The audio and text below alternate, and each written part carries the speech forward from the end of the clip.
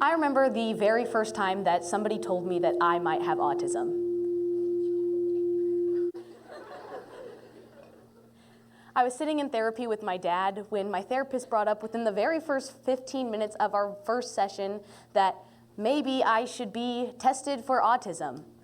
I didn't think it was that obvious because I wasn't showing the normal signs. Looking back, there was definitely many signs, like my inability to keep friends or only communicating via cow noises until the 4th grade. Well, once I began to tell people about my autism, I was met with a lot of backlash. People asked how I could possibly be autistic or told me everyone is a little autistic. They would also mock me by saying how autism has become a trend. But is it true that autism has become a trend? While not everyone actually has autism, we can see that not everyone actually has autism. It is true that there are more people being diagnosed. The CDC says that in 2020, 1 out of every 36 children was diagnosed with autism. In 2018, 1 out of every 44 children were diagnosed, and then in 2010, 1 in every 68 children. So maybe it's not that autism is a trend, but perhaps it's because our research has grown to be better at recognizing the signs and symptoms of autism. Unfortunately, however, the research that we use severely underrepresents the traits that are predominantly used for women. So, today we will be discussing the history of autism, then how the gender gap has happened, and then finally we're going to talk about how autism in women specifically, and then our solution. So, starting off, let's discuss the history of autism. Information is always changing, and while we think it's concrete, we are far from correct. Autism wasn't even a term until 1910 when Swiss psychiatrist Paul Bleuler used it, and it was nowhere near the description that we have today. Paul Bleuler used it as a subcategory for patients with schizophrenia who had inner wishes to go back to infancy. The use of this term made it so that these schizophrenic patients were deemed unable to go into reality, meaning that they had wishes to go back to infancy and have a false reality because they were hallucinating. Now, we know this isn't true, so Scholar Exchange says that this term was used in this description until the 1920s extensively and up until the 1950s. This is what created this lasting stigma that we see prevalent in today's society. Bleuler advocated for many different people, claiming that autism was, well, the more severely burdened should not propagate themselves. Give this guy a hand. Yeah, while you may think that the term that he was using at the time was, well, the idea of eugenics for this time period and this was normal, this is definitely not correct. He even told people that his idea wasn't popular when he revealed in another quote stating that most of our worst restraining measures would be unnecessary if we were not duty-bound to preserve the patient's lives, for which them as well as others are only of negative value. Even if a few more were to have killed themselves, does it justify the fact that we torture hundreds of patients and aggravate their disease? At the present time, we psychiatrists are burdened with the tragic responsibility of obeying the cruel views of society.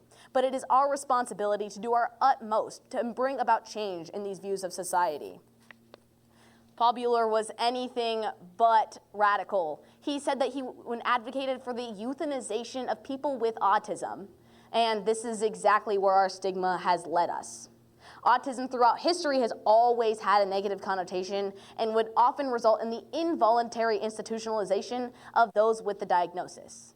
And in the 1960s, we saw the institutionalization of children with autism skyrocket. The difference was that the definition of autism had flipped.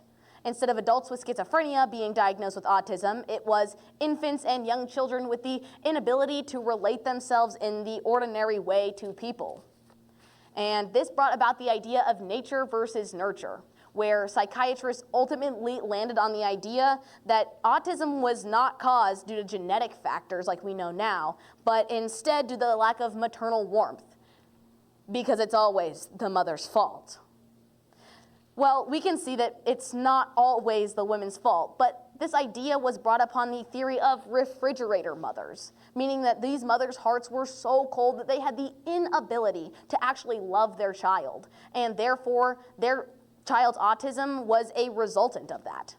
After the diagnosis of their children, doctors would forcibly take away the children and institutionalize the child to provide them some sort of normalcy, since their mother was defective. While this is incredibly insane, the amount of discrimination that was, as well as involuntary institutionalization, they were considered incapable of making their own decisions, gets even crazier when we look at the gender bias that took place throughout the research and that continues to affect us in society today. So, let's look at how the gender gap actually happened. So, before the word autism was ever used, the description of autistic tendencies were those that men typically experienced. And as we've learned, autism presents incredibly differently in women than it does in men. Due to the lack of acknowledgement that women also experience autistic tendencies, it led scientists to believe that women just rarely experience the disability. This was the fatal flaw that began the gender bias that we still see today. Because researchers thought autism predominantly affected men, women were diagnosed with the condition, but only if they had high support needs. This left an impact of researchers not really including women, because why include people that aren't in the majority? So this image pretty much sums up how researchers have thought about women with autism thus far. Thankfully, science has progressed enough for us to realize that men aren't the only ones affected by the disability. However, knowing how autism presents in women is still incredibly under-researched, and we find that women are overall better at hiding their autistic traits than their male counterparts, making it even harder to identify the traits of autism in women. So, let's discuss how autism presents itself in females. When I was growing up, many of the traits that I exhibited did not exactly exemplify autism because my parents were unaware of the symptoms that females show that are a lot different than the ones that are most often described when we learn about autism. Some of them were stereotypical, such as my avoidance of eye contact. And we can see that when we look at Exhibit A, and B, and C, and D. Now, there's nobody else taking pictures in these photos. These are just simply me not being able to make eye contact with the camera. Now, this is probably a key sign of autism, but there was so many more that went into play than just an avoidance of eye contact. So, let's talk about it. The first one being masking. Masking is going to be the sole connector of all of these. As I talked about earlier, it is the trait where people have the ability to hide their autistic symptoms better than their counterparts. This is typically a female-associated trait because of the fact that women are often told that they need to present themselves in a societal way that is acceptable. So by hiding their autistic traits, it makes it easier to appear in society as normal. Unfortunately, this leads to a laundry list of issues, starting off with anxiety and depression. Anxiety and depression is extremely common in women with autism, and this is because they feel like they have to hide themselves from their peers. Being forced to not show your true self in a normal setting is extremely difficult, and which can lead to all of these issues, and especially anxiety and depression. We also see that stimming, or social imitation, is next. One of these examples of social imitation we see is that I had no idea how to respond to the question, "How are you?" No idea until even last year. I had to watch my peers and see how they reacted whenever someone asked them, "How are you?" I saw that when someone was asked, "How are you?" they said, "Good, how are you?" And now if you were to ask me, "Hi sis, how are you?" I probably would not respond in any other way but, "Good, how are you?" Because the only way that women with autism are able to understand social interactions is by mimicking what is done by their peers, which we also see causing executive function, or one could say executive dysfunction. This is the inability to complete tasks in a timely manner unless you're prompted to do so by an exemplary timeline. We can see this being caused by the fact that I didn't even make these note cards for this speech until I was sitting back there listening to my friends' speeches as well. So yeah, I probably should have done these all week, like I had been having time to work on in class, but because of this executive dysfunction, I just simply didn't have the ability to do so, which is why I did them in the back room. So We can also see that stimming is another part of masking. Something that happens is for self-regulation. Now, what this is typically rocking back and forth, shaking your hands, messing with something, fidgeting, which can be seen as distractive to our peers, which is exactly where masking comes into place. Most women with autism mask their stimming, and therefore, we can see that it leads to these very bad tantrums or even meltdowns, where we see that women with autism just simply can't hold it in anymore because they've been told that they had to mask. Stimming helps with self-regulation, and whenever you're forced to hide that, it can lead to these issues of emotional regulation issues and meltdowns. Now, something that parents often misunderstand is that these meltdowns are not of bad behavior, but instead because they're so overwhelmed they just can't take any more input.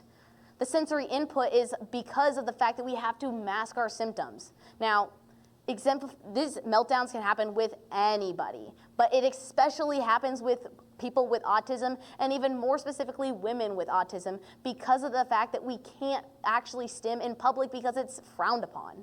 So let's discuss what we can actually do about these traits. How do we solve this gap? Well, we can encourage researchers to research more about the traits of women with autism, like this guy. So we also need to be more understanding that women with autism are at a disadvantage point because of this lack of research. They aren't just moody, but instead they are struggling. If we were to be able to encourage researchers to research autism in women more, we would be able to set women up for success. So the DSM-5, or the Diagnostic Statistical Manual, is far behind.